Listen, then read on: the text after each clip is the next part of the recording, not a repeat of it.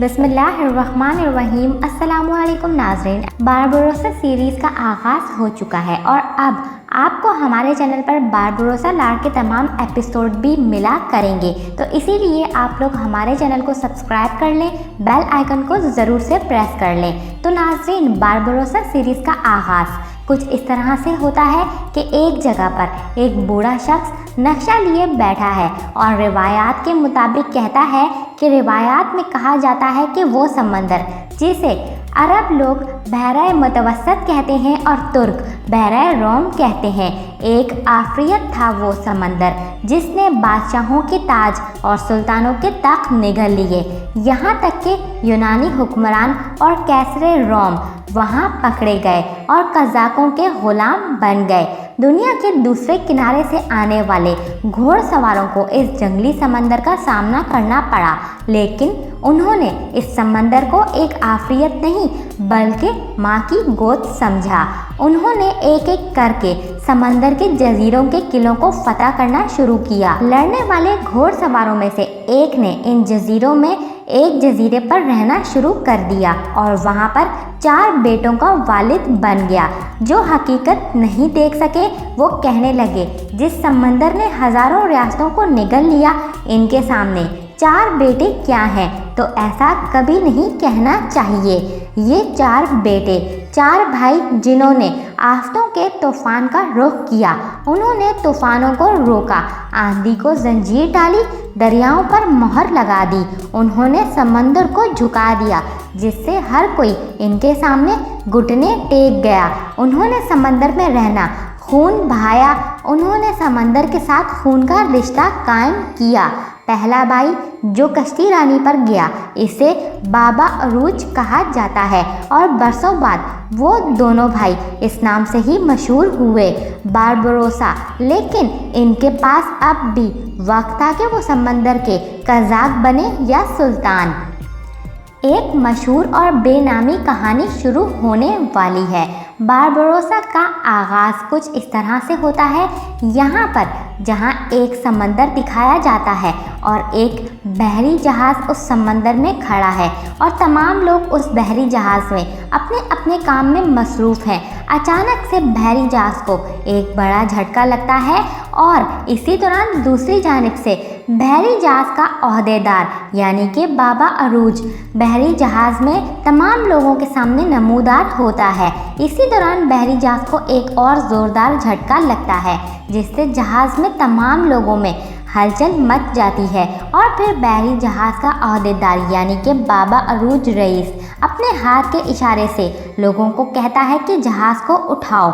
इस पर बहरी जहाज़ में मौजूद तमाम लोग फ़ौरन ही जहाज़ को उठाने लगते हैं और फिर कुछ देर के बाद इस सीरीज़ का बाबा अरूज रईस यानी कि अर्तुगरुल बहरी जहाज़ का सरबरा अपने सिपाहियों से मुखातिब होकर कहता है कि जिस जगह से हम रवाना हुए, कप्तान तब से तकलीफ़ में मुब्तला है। इस पर पास खड़ा शख्स कहता है, मैंने 1000 बार कहा है, हम जानते हैं कि इलाज क्या है, मगर वो नहीं सुनता। इस पर वहीं पर खड़ा दूसरा शख्स अपने साथी को इशारा करके खामोश रहने को कहता है।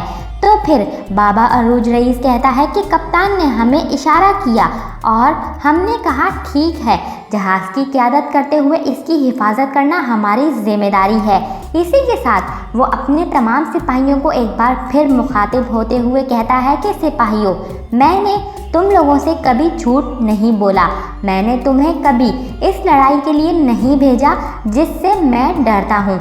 आज मैं खुलकर बात करूँगा। पानी तेली है लेकिन ये ख़तरनाक है। हमारा जहाज़ और हमारी जिम्मेदारी भी काफ़ी भारी है।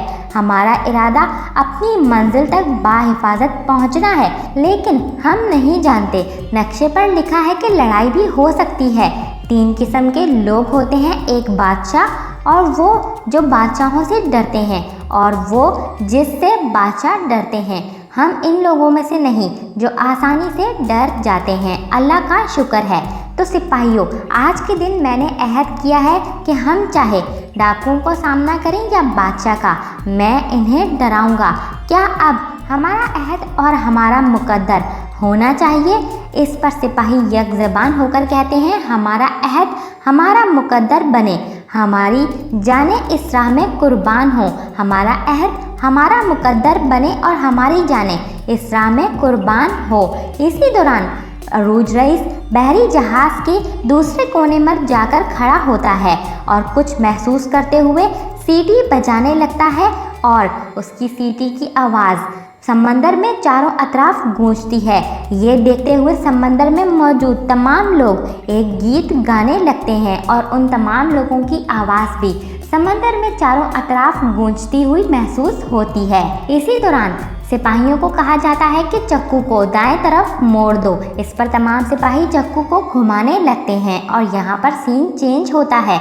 दूसरी जानिब आप देखेंगे कि एक और समंदर में बहरी जहाज़ दिखाया जाता है जो कि एक लुटेरे का जहाज़ होता है और वो किसी की ताक में मौजूद होता है। इसी दौरान बहरी जहाज़ में मौजूद डाकू अपने तमाम सिपाहियों से कहता है कि उस्मानी सुल्तान का मुमलुकों को भेजा गया तोहफ़ा यहाँ से गुजरेगा और हम नहीं चाहते कि इस जहाज़ का अमला हमें देखकर एहतियाती तदाबीर इख्तियार करे। वहीं पर कुछ कैदी एक जानिब बैठे हुए होते हैं। उनमें से एक कैदी अपने साथी को मुखातिब करते हुए कहता है, वो उस्मानी सुल्तान है, ये जालिम चोर एक मुसलमान जहाज़ से टक्कर लेगा, हमें चौकस रहना चाहिए। इस पर दूसरा कैदी कहता है, रईस अगर इन्हें शक भी हो गया तो खून बहेगा। इस पर रईस कहता है, वो चाहे जो मर्जी कर लें, हमने अपना जहाज़ खो दिया, हमने अपनी आज़ादी खो दी, अब हम जान भी खो देंगे तो क्या हुआ। इसी दौरान डाकुओं का सरबरा यानी कि लुटेरा उनकी तमाम बातें सुनकर कहता है कि ए जहाज़ के कप्तान, तुम बहुत बातें करते हो वफादार कप्तान, अब तुम्हें आराम करना चाहिए।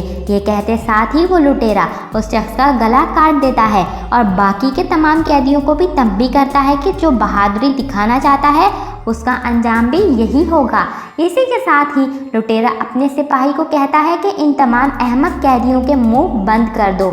इस पर लुटेरे तमाम कैदियों के मुंह बंद करने लगते हैं और यहीं पर सीन चेंज हो जाता है। दूसरी जानिब कुछ लोग समुद्री पत्थरों के पीछे छुपकर अपने सामने मौजूद बहरी जहाज़ पर नज़र रखे हुए तो होते हैं। उधर दूसरी जानिब अरूज रईस के जहाज़ पर मौजूद सिपाही अरूज रईस से कहता है कि चट्टानों की गूंज के मुताबिक तो लगता है कि रास्ता तंग है। इस पर अरूज रईस कहता है कि मुझे रास्ते की फ़िक्र नहीं, लेकिन फिर भी हमने अभी तक रास्ते का अख्ताम तो नहीं देखा। वहीं पर एक जानिब जहाज़ का निचला हिस्सा दिखाया जाता है जहां पर एक बहादुर शख्स लेटा आराम कर रहा होता है और फिर कुछ देर के बाद मुस्कुराता हुआ अपनी जगह से उठ खड़ा होता है और अपनी कुल्हाड़ी को थाम लेता है। यहीं पर सीन चेंज होता है। वहीं पर दूसरी जानिब बाहर का मंजर दिखाया जाता है जहां पर पत्थरों के पीछे छुपा शख्स परिंदों की आवाज़ निकालता है और वो आवाज़ सुनकर अरूज रईस अपने साथी से कहता है कि तुम परिंदों की आवाज़ को जानते हो, मुर्गे बेचने वाले, क्या ये बगले की आवाज़ नहीं? इस पर सिपाही कहता है, जी हाँ बाबा अरूज। इस पर बाबा अरूज कहता है, जहाँ तक मैं जानता हूँ एक बगला जहाज़ देखता है तो खाने की तलाश में इस पर मंडलाता है, क्या ऐसा नहीं है? इस पर सिपाही कहता है, ऐसा ही है बाबा अरूज, ऐसा ही है।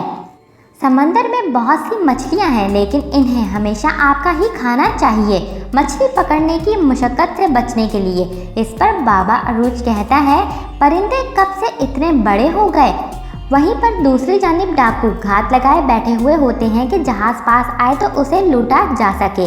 इसी दौरान पत्थरों के बीच मौजूद एक शख्स अपने साथियों को इशारा करता है। वहीं पर डाकुओं का सरदार अपने सिपाहियों को कहता है कि डाकुओं का इशारा हमें मिल चुका है और हम इन्हें जल्द ही चट्टान के करीब देखेंगे क्योंकि वो तंग रास्ता इस्तेमाल कर रहे हैं। और यहीं पर होता है इस एपिसोड का अख्ताम।